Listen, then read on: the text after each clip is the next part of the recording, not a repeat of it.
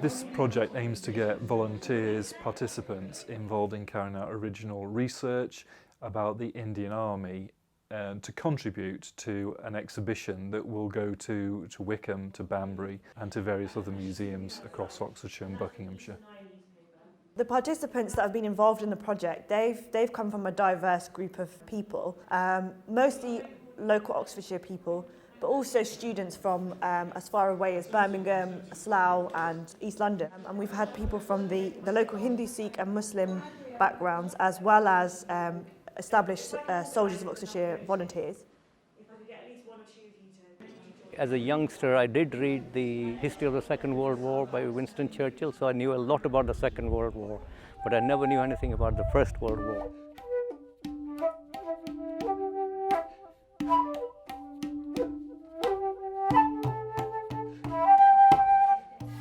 My basic background is I'm a fashion designer. I'm into sales and marketing as well. My thing mainly into this input is about globally what they were wearing and climatic condition wise what they were wearing.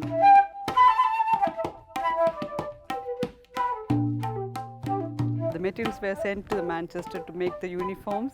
So all the while we were thinking, and some books we read is it has been made in India, the uniforms were, but it was made in Manchester back here. So that is a big fact. I learned about that during the research. Yeah. My knowledge about the Indian Army was that they were involved, but I wasn't really aware on what scale. One of the things that has I've been made aware of, or I have become aware of, is the suffering and what the Indian soldiers had to go through.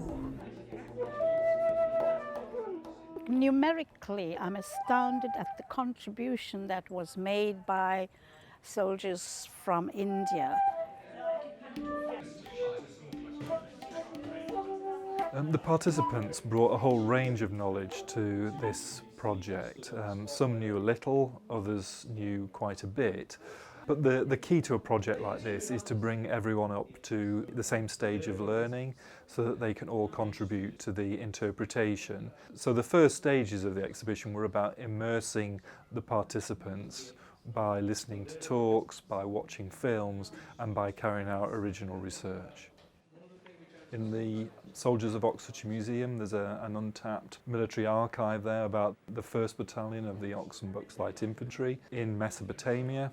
And many Oxfordshire and Buckinghamshire people are unaware of the fact that those soldiers from the counties fought alongside Indian troops. The Soldiers of Oxfordshire Museum archive is really incredible.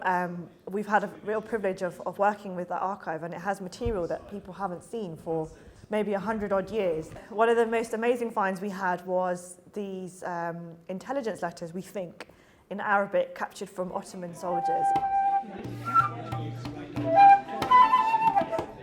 I didn't fully appreciate the scale and the extent of the fighting, so that's what the research this project has helped me learn, just how much Indian sacrifice there was, how people of all ages and different groups participated in the war effort from at home and from fighting, and how long it took for the recovery of India afterwards.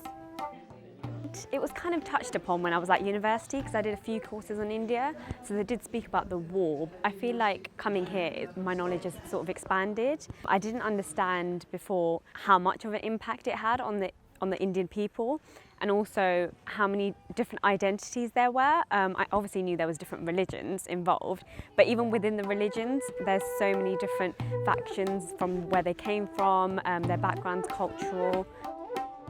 So I found out about a Bengali doctor who actually fought in Mesopotamia, and I got more details on his life, which I wouldn't have if I haven't been involved in the project. Yeah.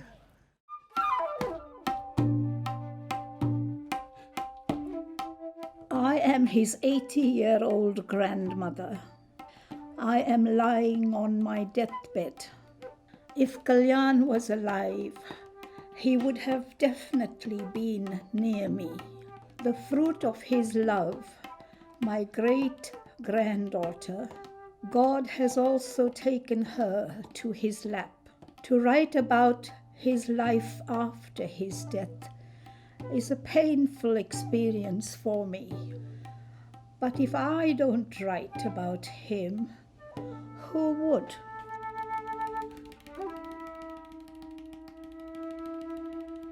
How far the Indians went from their own country, people who have never travelled before, they had to go to the other side of the world to fight.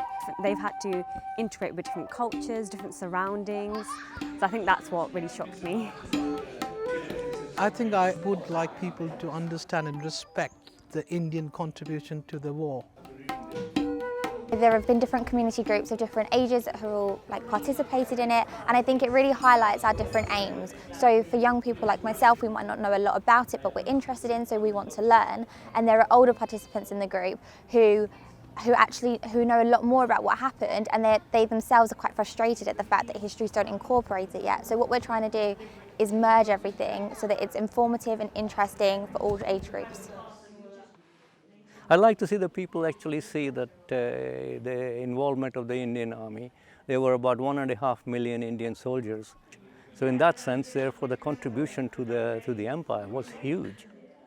And what we have to recognise is that Britain wasn't able to win World War I or World War II on its own. It had Indian soldiers and other soldiers from the Empire and later the Commonwealth to help them. And if anything, what's great about our project is we get to see how British soldiers from Oxfordshire and Buckinghamshire came together with these Indian soldiers to fight in the Middle East, for example. And it's an aspect of our history that has both local and global connections that kind of have been forgotten but are really important for us to bring out if we really want to understand the history of the war and of empire and even our local communities. And I didn't realise that we would get so engrossed in it. It's become quite an absorbing event. So we're really pleased to be part of it.